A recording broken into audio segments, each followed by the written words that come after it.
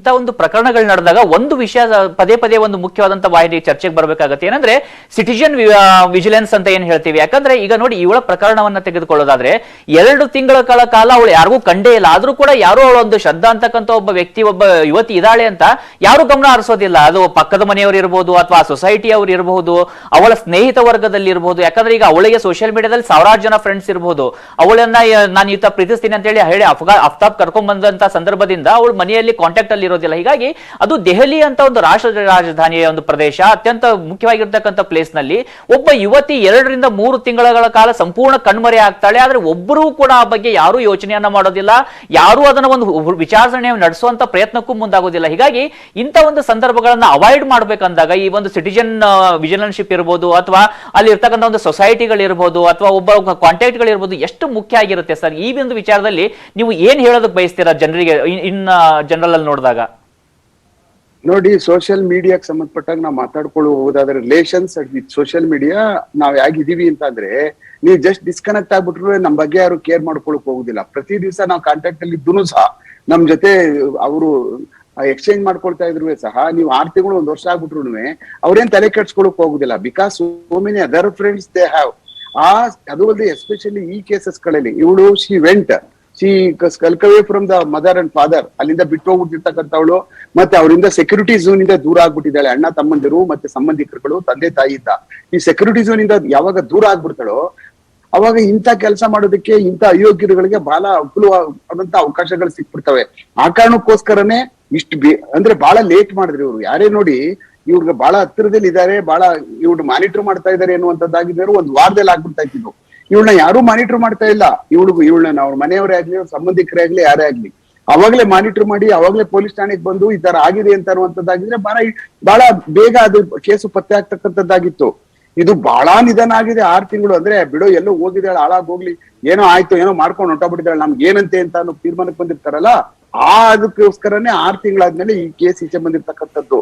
ಆದ್ರೆ ಇದ್ರಲ್ಲಿ ಬಹಳ ತುಂಬಾ ನೆಗ್ಲೆಕ್ಟ್ ಮಾಡಿದ್ದಾರೆ. ಯಾರೇ ಆಗ್ಲಿ ಸೋಷಿಯಲ್ ಮೀಡಿಯಾದಲ್ಲಿ ಇರ್ತಕ್ಕಂಥವ್ರು, ಏನಪ್ಪಾ ಇವ್ರು ಸೋಷಿಯಲ್ ಮೀಡಿಯಾದಲ್ಲಿ ಇಲ್ಲ, ನಮ್ ಜೊತೆ ಡೈಲಿ ಕಾಂಟ್ಯಾಕ್ಟ್ ಅಲ್ಲಿ ಇರ್ತಿದ್ವಿ, ಇವತ್ತಿಲ್ಲ ಅಂತ ಯಾರನ್ನು ಸಹ ತಮ್ಮ ತಲೆ ಕೆಡ್ಸ್ಕೊಳಕ್ ಹೋಗುದಿಲ್ಲ.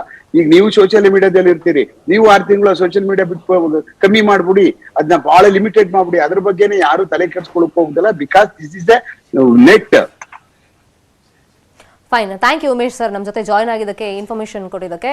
ಗುಡಿ, ಇವಾಗ ಓವರ್ ಆಲ್ ನೋಡೋದಾದ್ರೆ ಅಚಾನಕ್ ಆಗಿ ಒಂದು ಕ್ರೈಮ್ ಏನೋ ಮಾಡಿದಾಗ ಕೊಲೆ ಆಗುತ್ತೆ ಅಂತ ಇಟ್ಕೊಳ್ಳಿ, ಏನೋ ಕೋಪ ಬರುತ್ತೆ, ಹೊಡಿಬೇಕು ಅನ್ಸುತ್ತೆ, ಹೊಡೆದಾಗ ಅಚಾನಕ್ ಆಗಿ ಸತ್ತೋದಾಗ ಆಮೇಲೆ ಕ್ರಿಮಿನಲ್ಗಳಾಗೋದಿದೆಯಲ್ಲ ಆ ಕೊಲೆಯನ್ನ ಮುಚ್ಚಿಡೋಕೆ, ಅದೊಂಥರ ಕ್ಯಾರೆಕ್ಟರ್.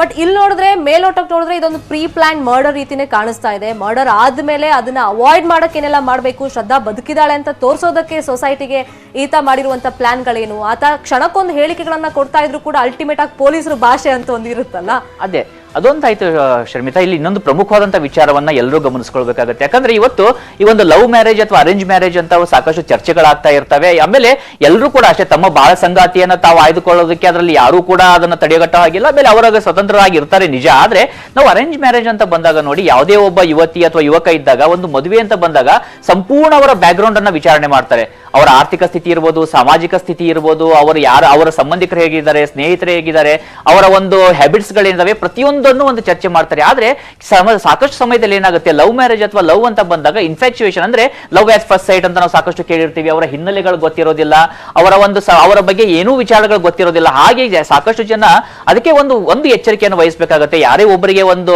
ಅಪ್ರೂವಲ್ ಕೊಡೋಕ್ಕಿಂತ ಮುಂಚಿತವಾಗಿ, ಅದು ಲವ್ ಇರ್ಬೋದು ಅಥವಾ ಮದುವೆ ಅಂತ ಇರ್ಬೋದು, ಅವರ ಬಗ್ಗೆ ಒಂದು ಬ್ಯಾಕ್ ಗ್ರೌಂಡ್ ಅನ್ನು ಚೆಕ್ ಮಾಡಿಕೊಂಡು ಸಾಕಷ್ಟು ಸಾಮಾಜಿಕ ಭದ್ರತೆಯನ್ನ ಇಟ್ಟುಕೊಂಡು ಒಂದು ಮುಂದುವರೆದಂತ ಸಂದರ್ಭದಲ್ಲಿ ಪ್ರೀತಿ ಪ್ರೇಮ ಕಾಮದ ಬಗ್ಗೆ ಕರೆಕ್ಟ್ ಆಗಿ ಒಂದು ಪಕ್ವತೆ ಬೇಕು, ಆ ಮಾನಸಿಕ ಪಕ್ವತೆ ಇವಾಗಿನ ಯೂತ್ಸ್ ಗೆ ಬರಬೇಕು.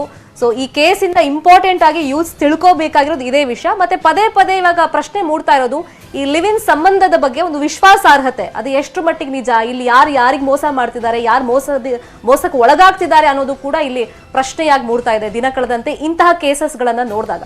ನೋಡೋಣ, ಈಗ ಪೊಲೀಸರು ತನಿಖೆ ಮಾಡ್ತಾ ಇದ್ದಾರೆ, ಆತ ಇನ್ನಷ್ಟು ಭಯಾನಕವಾದಂತಹ ಸತ್ಯಗಳನ್ನ ಹೇಳೋದು ಬಾಕಿ ಇದೆ ಅಂತ ಅನ್ನಿಸ್ತಿದೆ ಮೇಲ್ನೋಟಕ್ಕೆ ನೋಡಿದ್ರೆ.